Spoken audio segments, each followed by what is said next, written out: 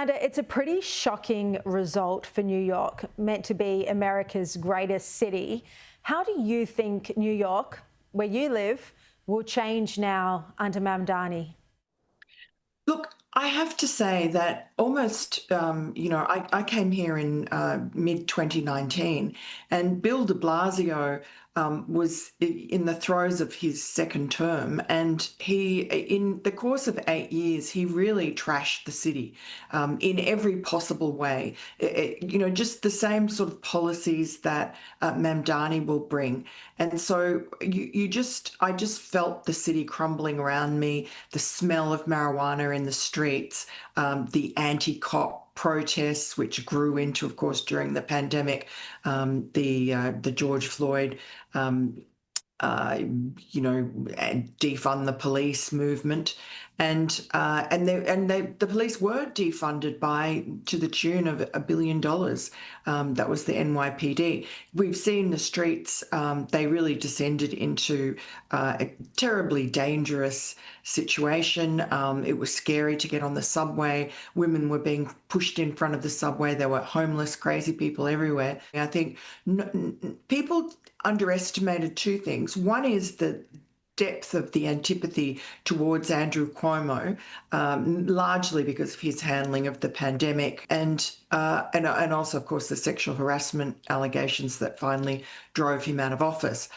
But also, I think people underestimated his quality as a candidate. He really ran an extremely lackluster campaign, almost to the point where people are wondering out loud, like, did he deliberately throw it? I mean, has someone got to him to help Mamdani? He took 10 days off after Labor Day. He's not, until just the last couple of weeks, we really haven't seen much of him. It was just a gift to Mamdani, and that will now enrich the whole radical arm of the Democrat Party. They'll get a lot of donations, but also a lot of energy, a lot of momentum going into 2026 midterm elections and beyond.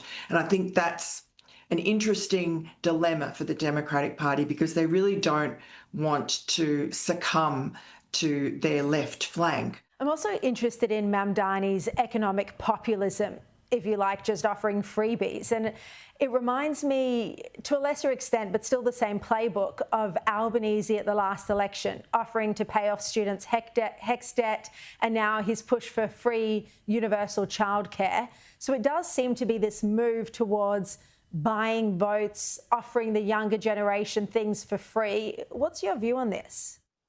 Yes, and not having any sort of cynicism about the ability of these big promise politicians to actually deliver. I mean, for how long in Australia have we heard about universal childcare? This is now Mamdani's big gift. I was at a debate for Unheard the other night in New York, and it was I was arguing sort of against Mamdani, obviously, and the other side and most of the audience were very much sort of fascinated by this childcare promise.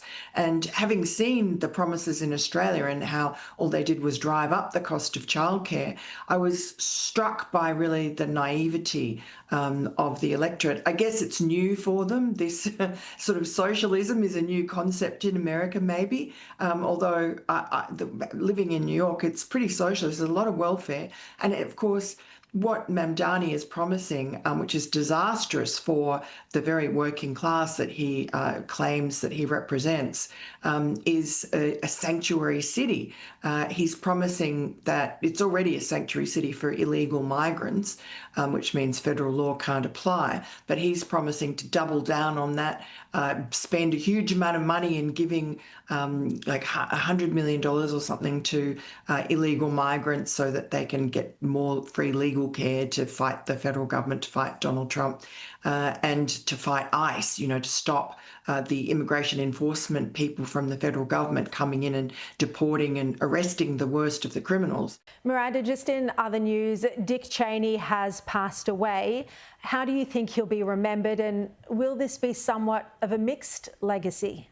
Definitely. I mean, you could see today, although the flags at the White House and around Washington were at half-mast in his honour, Carolyn Levitt, the White House press secretary, made a point of saying, yes, well, we've lowered them at half-staff as we're required to by the law and or by statute. And so then President Trump hasn't made any comments. So Dick Cheney is not at all popular with the left and really a large swath of the Republican Party, because he's blamed for, the WMD lies that led America and Australia into the war in Iraq with such disastrous consequences for everyone. And, you really have to be here to understand the toll of those wars in Iraq and Afghanistan on a generation here. So many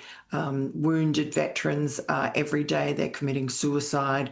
It's really, and you see veterans homeless on the streets.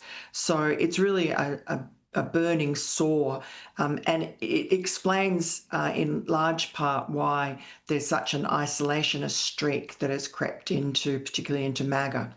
Miranda, always terrific to have your insights. Thank you so much. Thanks, Sharri.